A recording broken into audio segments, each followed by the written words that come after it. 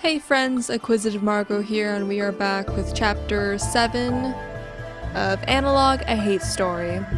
So we're gonna jump in here and read the letters by the two older Kim sisters to see how crappy their marriages were. From Kim Eun-mi to Soon-hee.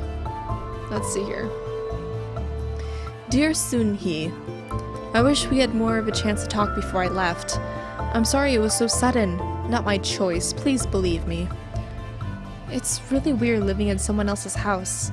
Even just, like, the place itself, you know? The walls of the house are way smaller. There aren't even separate women's quarters. It's pretty much just a paper divider separating us from the men most of the time. You can see and hear everything. It's so very weird. Also, there's a lot more to do around the house. If you thought Mom was strict, wow. Mother-in-law makes her seem positively gentle and compassionate. I know, I'll just have to get used to it, but she kind of scares me. Plus, we don't have any servants here at all, so I have to handle pretty much all the chores. I'll try to write to you regularly though, so long as I can find the time. Mother-in-law keeps me pretty busy during the day with housework, and my husband keeps me pretty busy during the night with other work. It's pretty much chores all day, every day. But I'll try to sneak in another letter soon, alright? With love from your older sister, and me. Eun-mi. Ugh. Alrighty. To Eun-mi. Alright, dear Eun-mi, I wish you could have found the time sooner, but if you say you're busy, fine, I believe you. Things are very interesting at home. Mom's been really busy lately. I think she's in a big hurry to get me married. I wish she wasn't. How come you didn't have to do interviews, like, until you were 14? Lucky. Some of them were nice, though. I think the man's name was O? I talked to his mother about you for a little bit. I don't remember what brought it up, but I told her about the dolls you left me. The second interview we did, she brought me one of hers from when she was my age, and I could keep it. Interviews suck, but I think I'd be fine with marrying her son. I mean, if I really have to. She sounds better than your stupid mother-in-law. Love, Soon-hee. Definitely younger sister. Alright, letter to big sister from little sister. Dear Eun-mi, thanks for being able to come to my wedding, even if it was just for a day. Don't worry about what Mom said about you not having kids yet. You shouldn't take that personally. I was really happy to see you again, since I wasn't sure if I would ever. I love you, big sister.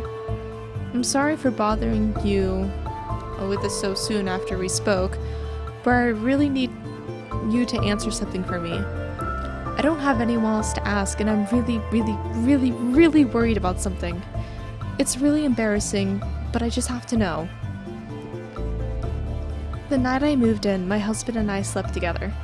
I'm not ignorant about how it's supposed to work, I know why. Afterwards, my husband said that everything was fine, and that I shouldn't worry. But it really hurt. A lot. I was crying the whole time, and he injured me so much. There was blood everywhere.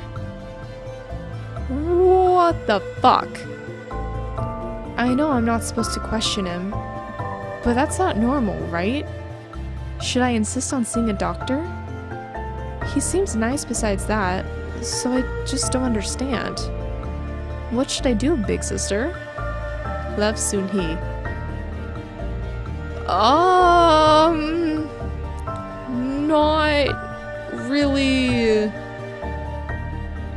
Not really, oh, fuck.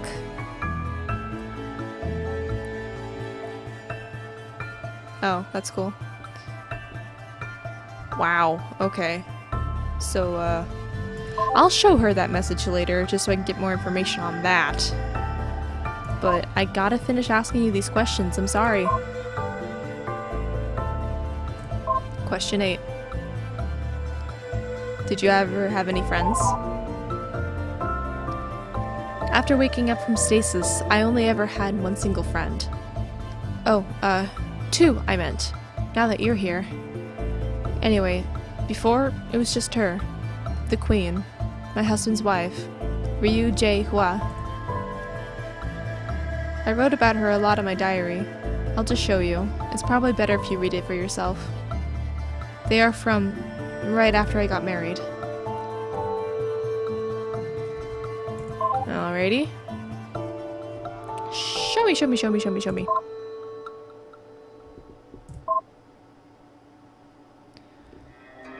Alright, just us wives.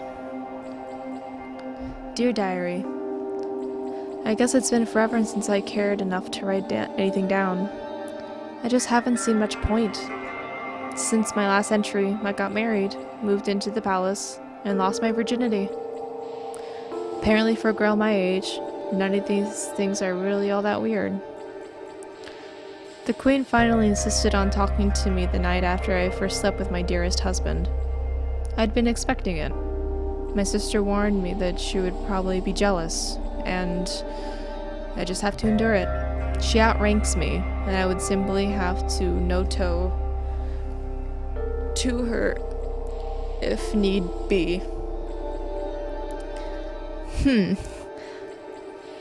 haven't had to yet, though. We had tea together, and she at least started by acting friendly. I'm sure sister was right. I'll get the brunt of her anger soon enough. But today she was friendly. How are you holding up? She asked me after we finished the tea. I shrugged. Do trust me. I know how hard it is, how it can be for a newlywed. I've been through it myself. But I was at least older. You probably miss your family, do you not? That's what would be expected from any good girl. So I nodded. It gets easier with time. I had no response. I'm sorry, am I bothering you? You can leave if you wish. I simply thought you might like some company. I wasn't sure how to respond to that either. I just clasped my hands and shook my head. I just wanted to be sure, she said. There was a long pause that followed. Finally, she asked, how was last night? It surprised me that she was willing to bring up the subject, figuring that it was a seg into her being vindictive towards me for sleeping with her husband. I shrugged as she continued. I just know he can be rough. Nobody ever talked about those duties with me. She then smiled, and I felt almost like I could drop my guard. I had no idea what to expect my first time. Do believe me, I'm not jealous. That is nothing to be jealous of. But do tell me how it was. It made me think back on last night. Honestly, it was the best night I've ever had since waking up in the future. Everyone, my mother, my sister, and now my queen, warned me that it would be bad. It would be a duty and nothing more. But honestly, I did love it. I would have let him keep me up all night if he had the energy for it.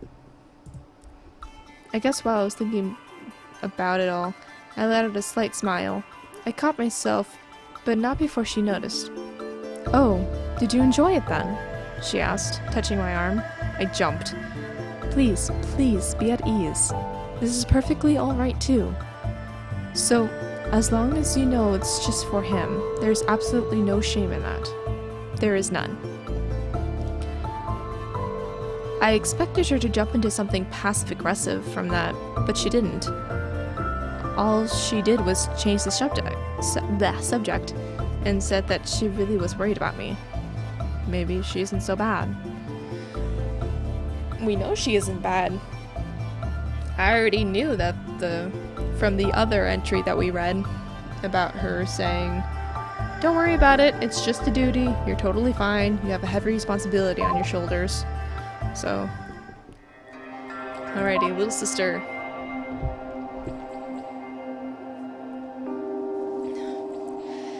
Dear Diary, attending to my husband has been easier than I was afraid it would be. Yes, there's days when it requires more strength than usual to keep going. I'm still getting increasingly more sick. Nothing will change that. but it's not so bad, really. All I have to do is dote on him and try to anticipate his desires, and he's happy with me. No abuse or anything. Sure, it's not as if I like him. He's an ugly 40-year-old man who cares only about politics and never tells me anything. Well, love? Well, that's certainly no concern. I don't know where I ever got the impression that it was something that could happen in a marriage. I thought it was something from the past, but, well, I was young before I got put into stasis. It must have been a mistake of childhood. But so long as I do as I'm told, I'm not mistreated, like I was by my sister. And sleeping with him feels good. I really hope I don't get pregnant soon. I don't want that to stop. Doing that is really the only thing that makes me actually happy these days. Well, that and Jaehua's talks with me. She's nice. She keeps me company when I stay up to wait for his return. She fetches servants to take me to bed on those days I'm too feverish to sit for too long. And she just talks to me as if I'm a friend. I don't really understand why, but I guess she really doesn't hate me after all. Do let me tell you, she said one evening while she brushed my hair. I always wanted a little sister growing up. That's how I think of you. Does that make sense? I shrugged. It was nice of her, and it felt so relaxing to let her touch my hair like that. She wasn't waiting for a response anyway. By now, she knows better. She just keeps talking kindly to me. I like her. She's nice. I like Jaehua. Was that all you had? Alright, we're on to the last question. Fuck me. Why did you kill all those people? Okay, so you did kill a bunch of people. Alright. Look, there's something you need to understand first. After waking up from stasis, I only ever had one single friend. Oh, two, I meant, now that you're here. Anyway, before it was just her.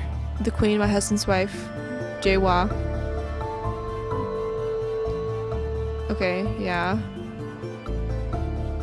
These are from right after I got married.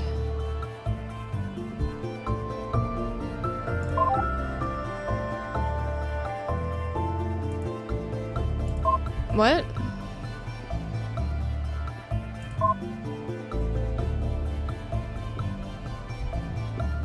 What's going on? Why did you kill all those people?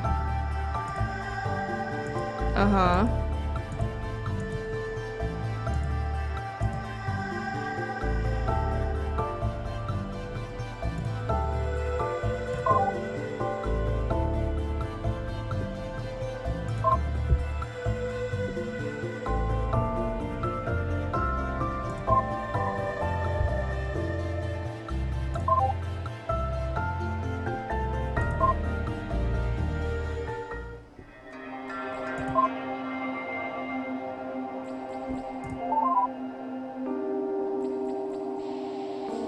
So, you can see she was kind.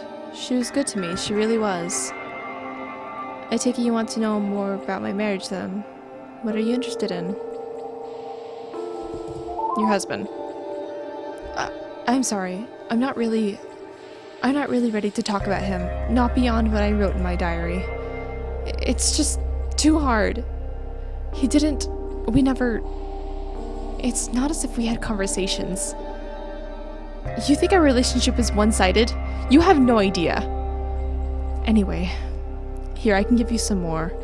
Here's an entry from Jaehua in there. She did talk to him. She was, well, a lot stronger than I ever was. So you can see for yourself why I admired her. And, well, just read them, alright? I still want to know why you murdered all those people. I still want to know why you murdered all those people.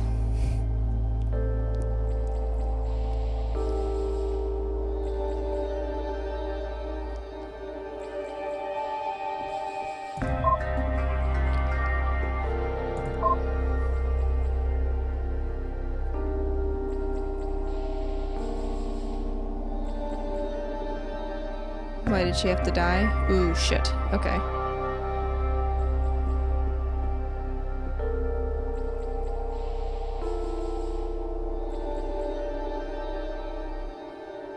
So these are set up in order. Cool. Illiterate.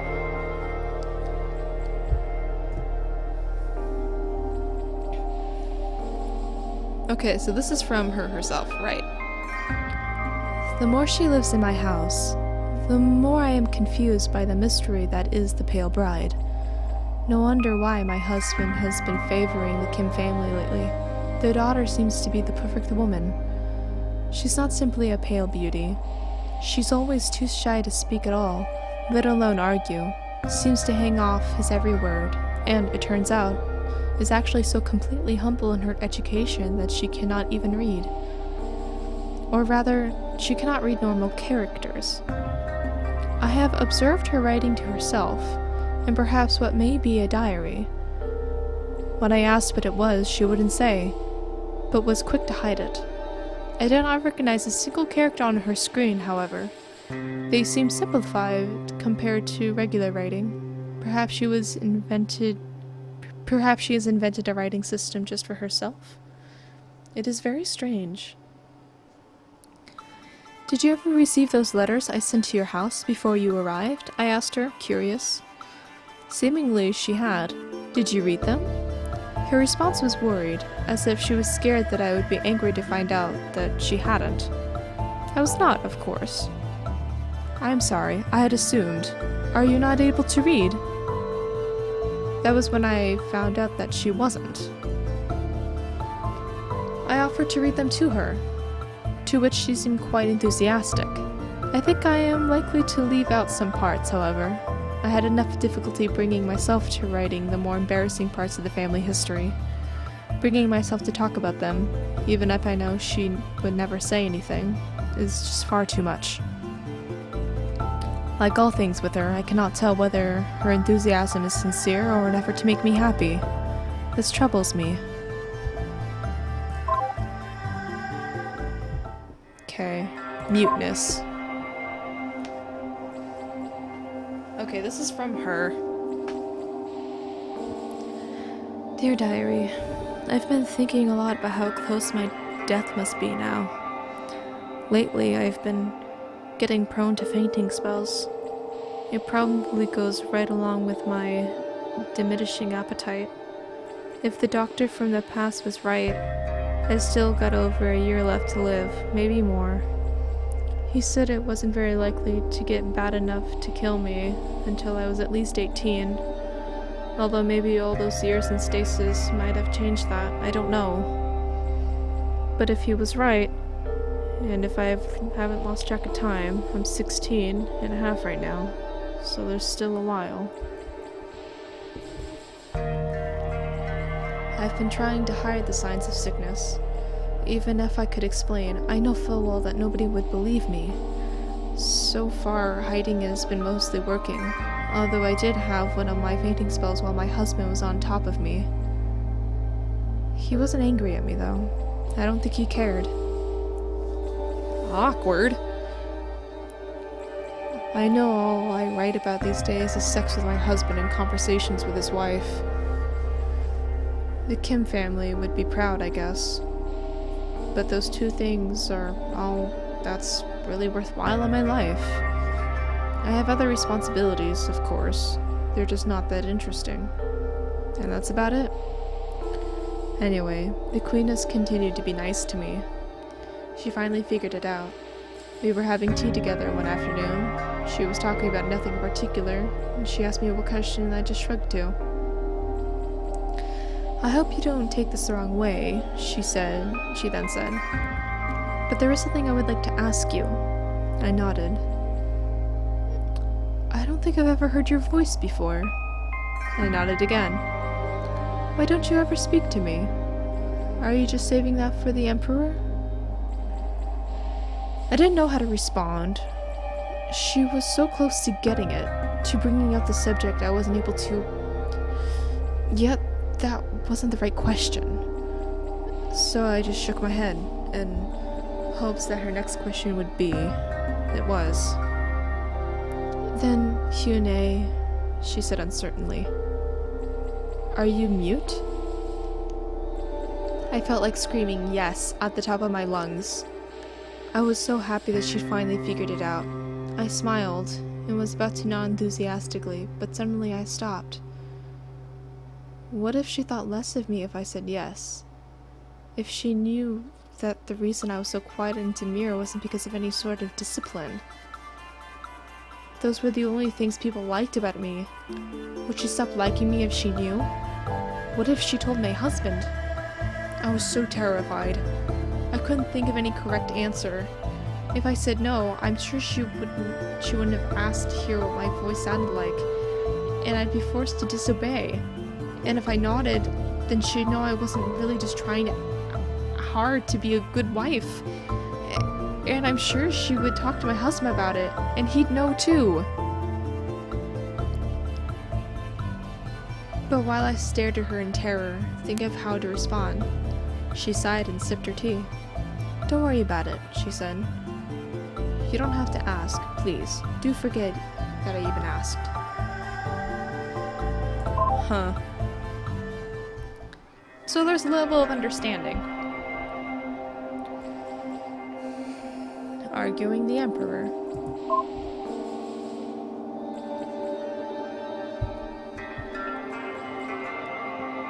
Excuse me. My concern over the pale bride's condition has grown. Lately, she seemed to grow even quieter, if such a thing is possible for a mute girl. Well, perhaps saying she is mute is an assumption too far on my part. I tried asking her directly, but she seemed too scared to answer. That simply makes me more suspicious, and I should like to know why. I addressed my husband on the matter, telling him that I wished to speak to the woman of the Kim family house, to see if I could find out what was wrong. He shrugged me off, saying, Don't. They're valuable subjects. The son is someone I have my eye on in particular. The politics of the situation are far too delicate for you to be meddling with. I cleared my throat. He might be both my husband and emperor, but I would not let that stop me from being bold. My dear husband, I don't care, I said flatly. I am worried about the girl, and I believe that talking to her mother might shed some light on the matter. The son is of no concern to me. I don't see why it matters. She's the perfect woman. Why? Are you jealous? He said, rolling his eyes at me, a gesture that he's only been able to use on me and his servants ever since becoming emperor. Nobody had the patience for it when he was a child, and I don't have it now either. In-ho, dearest, do you believe that the well-being of your wife is a political matter? Or even an external matter? I asked. He didn't. So would you say it's a domestic matter? I asked. He reluctantly agreed. Then as a domestic matter, it is the responsibility of a woman of the house, is it not? Please, tell me, are you, obviously, more well-read in the classics than I asked, both of us knowing he wasn't. Fine, he said. Just because it is your responsibility doesn't mean I can't overrule you. He left silent to follow up. I don't have to take this from you. You do know that my concerns are valid, though, I replied. If you value my opinion, you will let me speak to the Kim mother. There was a pause, and then he raised his hand in annoyance. Very well, do it. It's woman's business. I don't want a part in it regardless. He then just shook his head. Why must all of our conversations be arguments? I smiled at him and left. He already knows the answer. Damn, girl! Okay, I don't like this next part. Why did she have to die?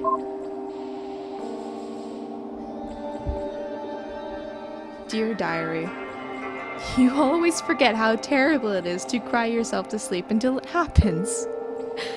It's just the ultimate feeling of helplessness.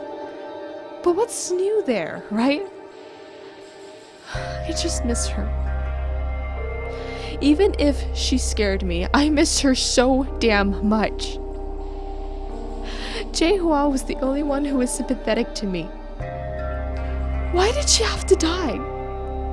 Is that my fate? Anything that makes whatever short life I have left bearable must go. Fate just hates me, I've decided. I don't know what killed her. I overheard one of the servants saying that the doctor claimed it was too much worry causing an excess of wood in the spleen, which he claimed to be a common in oversensitive women. I was baffled by the absurdity at the time. I still am now. My only friend is dead, and her diagnosis is absolutely insane. What do you even say to something like that? Well, I guess it's not like I need to worry about knowing what to say.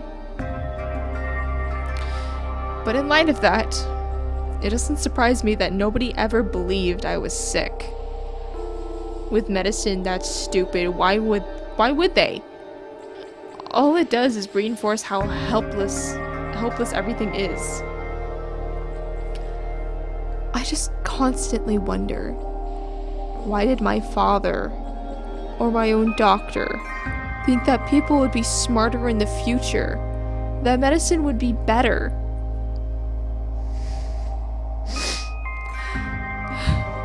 My servant has been helping me get through all of the funeral stuff. Well, I mean, she's been guiding me through the rites. Practically doing them for me, really. I'm so weak and so stunned. I don't even know how I've been getting out of bed. I couldn't describe any of the ceremony. It's all a blur. There's been lots of black dress, I suppose. That's my only impression. And crying. Lots of crying. From me. Alrighty, now you have something to say.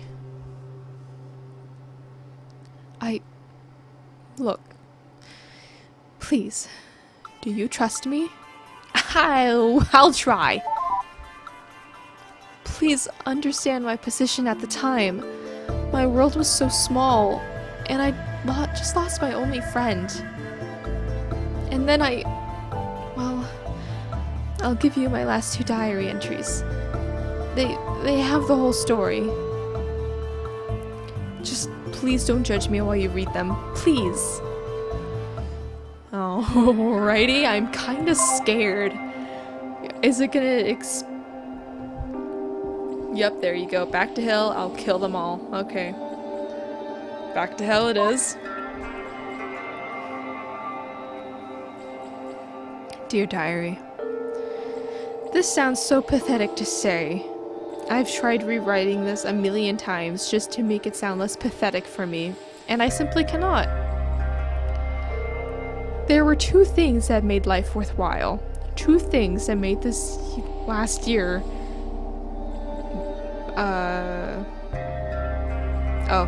okay. 2 things that made this last year before I died be bearable. The first was Jaehua's company, being the only person that was friendly to me. The second is sharing a bed with my husband. For the past few months, that's what I've been saving all of my energy for. That brief, precious half hour every few nights where I feel fulfilled, if only in the most literal sense. Half hour? That's pretty good. It's the most lovely feeling, and now I'll never feel it again. The 2 things making my last year of life worth living gone forever.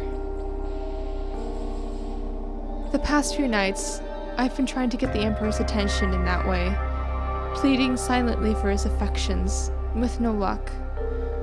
On the 4th, or was it the 5th, day, he finally took me aside and said, painful annoyance in his voice, "Enough! Stop it, this is completely inappropriate. You're supposed to be in mourning. Show some damn chastity, or do you have no respect for my wife and your queen at all?" He snapped. When I looked confused, he just lectured me. When I cried, he sighed, held me tightly, and then left the room. I haven't spoken to him since. But later that day, my servant came into my room with good news. I was to go visit my family for a couple months, while the house is in mourning for Jaehua. I couldn't argue, of course, even if I was able. So just like that, I was sent back to hell. I was dressed in the usual veil, so nobody would see my face, as I was escorted back to the Kim house in the middle of the night. Mother and father were there, briefly, to greet me. And in spite of how I felt about them, I put on my bravest smile and bowed, and nodded politely to their questions about how I was doing. When they had to go to bed and left, leaving me alone with sister, young Suk was nowhere to be seen. "Hi," she said. "I never thought you'd end up visiting us again so soon." I shrugged. "Well, let's have some tea. It's just us still around," she said. I nodded. It seemed like a good enough idea. There was a pause. "Well, go make it," she snapped, removing any doubt that she might treat me with any sort of friendliness.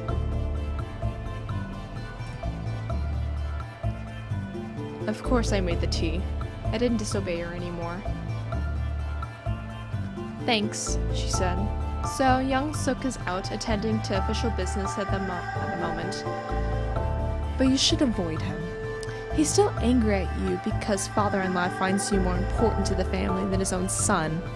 Can you blame him?" I had no idea what she was talking about, and she just continued. "So you really shouldn't talk to him." "Oh, I guess you can't really do that, can you?" Well, you know what I mean. Yes, I knew exactly what she meant. "I'm surprised you're back so soon, though. Especially now that you don't have to share your husband.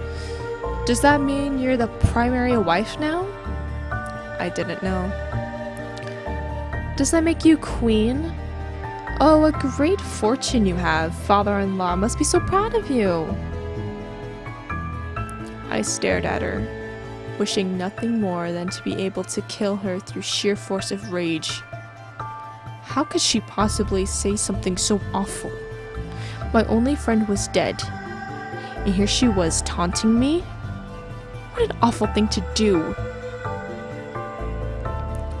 But I couldn't hate her to death, no matter how much I tried.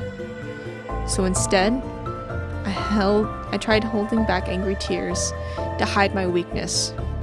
I couldn't do that either. "I'll kill them all!" Here we go. Alrighty. Whew, 8 pages, here we go. Dear Diary. I was far too feverish to do any real cooking, so my servant was doing all the work for me that night when father came in. I think he was drunk, or maybe just tired, or stupid.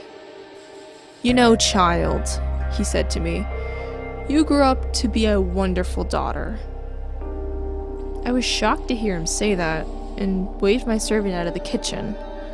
I never heard even the slightest indication of that before. For the briefest moment, it even made me happy to hear it. That surprised me, that I actually felt that way. As a kid, I never would have wanted his approval, so why now? He continued to make me wonder when he asked, "Do you remember what you were like as a child?" I nodded, but I wasn't certain I did. "You were so temperamental. You argued all the time. You didn't want to get married when the time came. You just didn't ever know your place, you know?" That's right. I didn't. That was back when I thought there was a point in being defiant. Why was that, I wondered. That's the part that amazes me now. I tried to think of a reason why I might want to be defiant, why I valued independence, and at first I couldn't even think of anything. I had forgotten. I had forgotten entirely. Don't tell young Sook, but it really scared me. You were always the family's best hope for prosperity, but that attitude of yours... I thought I'd never manage to disavow you of those crazy, uncivilized ideas of yours, he said, while I tried to think of what they were. There were times I thought it was a mistake to have hatched you. But you came through, you really did. I know it must have been painful, but I'm proud of you. He then patted me on the head. You turned out to be a good girl. That's all I wanted to say. It was hard raising you to be a proper woman, but you've turned out to be perfect. Thank you, he said.